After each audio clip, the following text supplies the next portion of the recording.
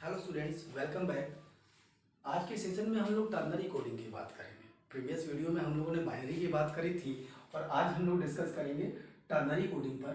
ठीक है, सबसे पहले ये जानेंगे कि टर्नरी कोडिंग के क्वेश्चन एग्जाम में कैसे पूछे जाते हैं और मेरा अप्रोच क्या होना चाहिए इस टाइप के क्वेश्चन को सॉल्व करने के लिए। ठीक है, और एक बात और मैं बता दूं कि जो लोग जिन्होंने आज मेरी फर्स्ट वीडियो देख रहे हैं उनकी अगर मैं बात कर लूँ तो वो लास्ट के प्रीवियस 2 वीडियो आप लोग जरूर देखें, क्योंकि उसमें मैंने बाइनरी कोडिंग को डिस्कस करा है और किसी भी नंबर को बाइनरी और टर्नरी में कैसे कन्वर्ट करते हैं इन पर मैंने एक लेक्चर ले रखा है। तो आप वो वीडियो देखें, अदरवाइज इस टाइप के क्वेश्चन को आप सॉल्व नहीं कर पाओगे। ठीक है, चलिए स्टार्ट करते हैं आज के सेशन को।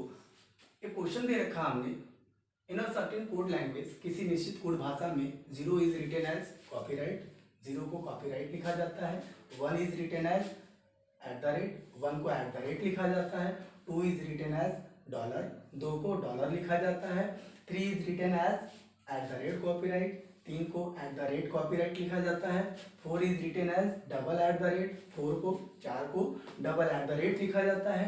5 is written as $, and so on. 5 को @ और डॉलर लिखा जाता है और यही व्यवस्था आगे भी चलती रहेगी। एंड सो ऑन का मतलब यही हुआ। ठीक है, तो आपको बताया गया है, प्रीवियस वीडियो में हमने डिस्कस करा था कि बेसिकली जो टर्नरी कोडिंग के बेस होते हैं वो कितने के होते हैं, 3 के। मतलब इसमें एलिमेंट कितने होते हैं, 3। कौन कौन से, 0, 1 और 2।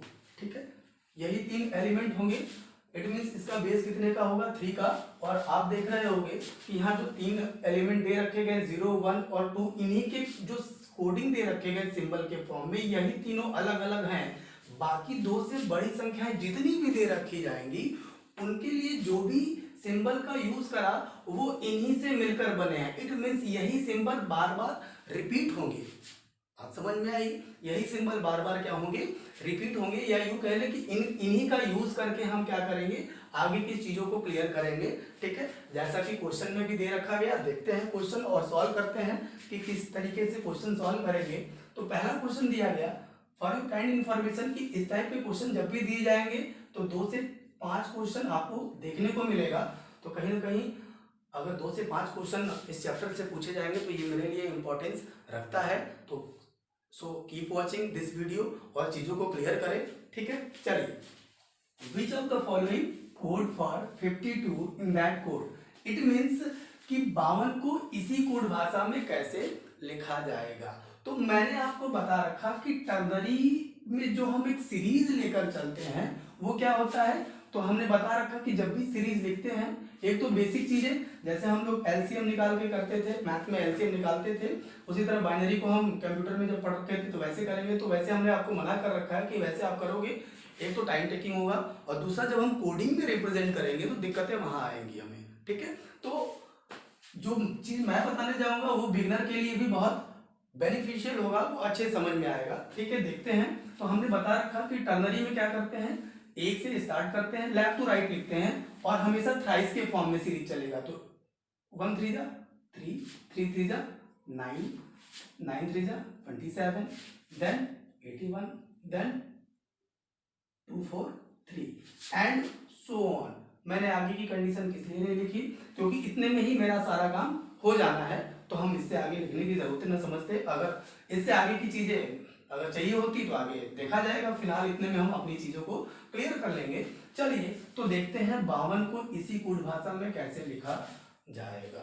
ठीक है, तो देखो, सबसे पहली चीज मैंने आपको, जब किसी भी नंबर को बाइनरी और टर्नरी में कन्वर्ट करना होता है तो मैंने आपको एक कॉन्सेप्ट बता रखा था जो बहुत इजी था, उधार लेना और देना। इस पे समझा रखा था और बताया था कि जब भी बाइनरी कैलकुलेट करते हैं तो ये मान करके चले हम किसी को उधार दे रहे हैं। और टर्नरी की बात आती है तो टर्नरी में हमने आपको बता रखा था कि कभी कभी मेरे को भी पैसे चाहिए होते हैं तो उधार मांगने की बात आ जाती है। तो उसी कॉन्सेप्ट से चीजों को क्लियर करेंगे।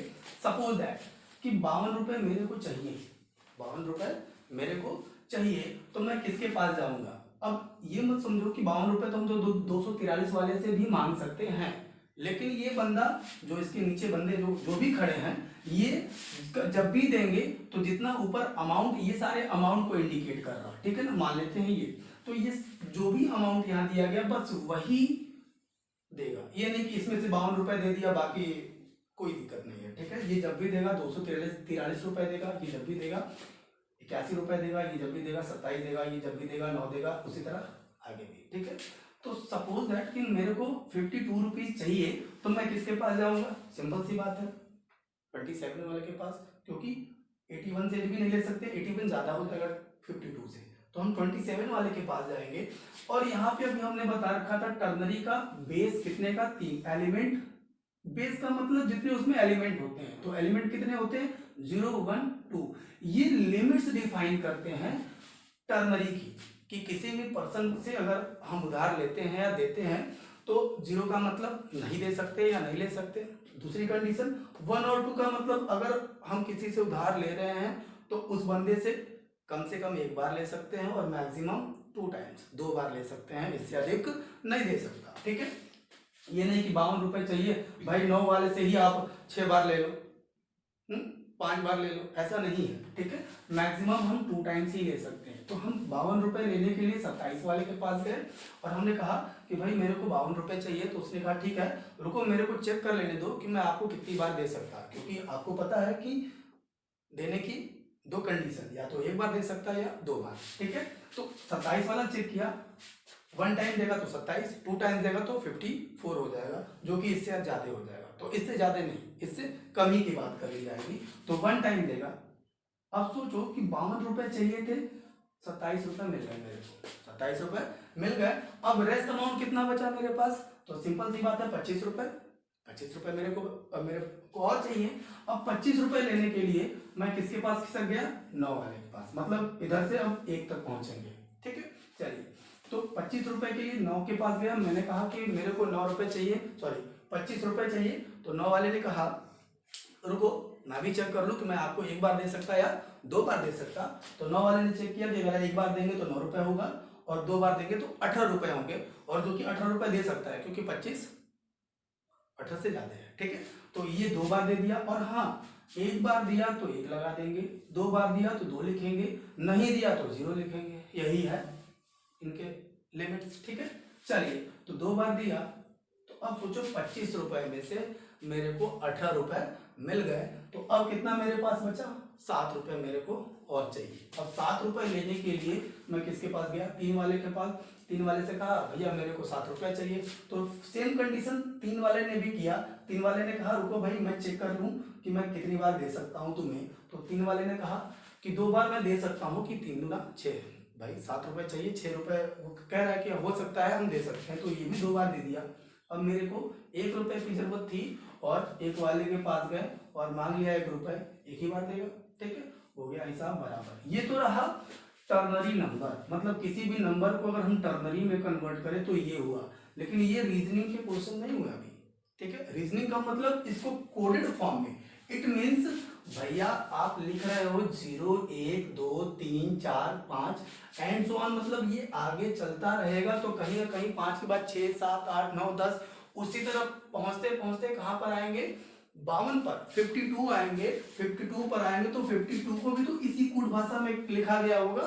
तो कैसे लिखा गया होगा वही चीज हमें पता करनी है, ठीक है। तो अब क्या करोगे? कुछ नहीं, जहां 1 है 1 की जगह जो सिंबल 1 के लिए जो भी सिंबल का यूज करा उन्होंने उसको वहां पे रख दे, ठीक है। तो 1 के लिए क्या यूज करा? @ का, तो हम यहाँ पे क्या कर देंगे? @, ठीक है। 2 के लिए क्या यूज करा? डॉलर का, तो यहाँ पे हमने डॉलर, सेम कंडीशन डॉलर और @ तो ये 52 का टर्नरी कोडिंग हो गया। बात समझ में आई? एक क्वेश्चन में हमने आपको क्या किया, देखो ये चीजें प्रैक्टिस करने के लिए है। ये हमने जो अभी बताया उसको हम प्रैक्टिस में ला सकते हैं। ये नहीं कि जो 5 क्वेश्चन मान लो दिए गए तो बार बार आप सीरीज लिखो, बार बार फिर नंबर के फॉर्म में लिखो, फिर सिंबल के फॉर्म में कन्वर्ट करें, ऐसा नहीं करें, ठीक है ना।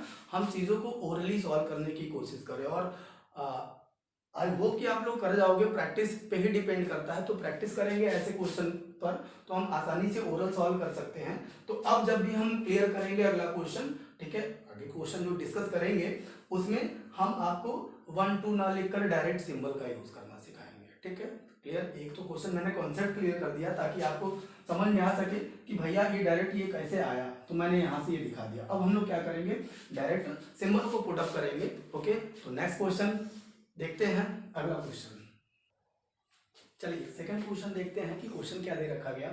If dollar double copyright would be subtract in $dollar double copyright, then what will be resultant in that code. कहने का मतलब हुआ कि यदि डॉलर डबल कॉपीराइट को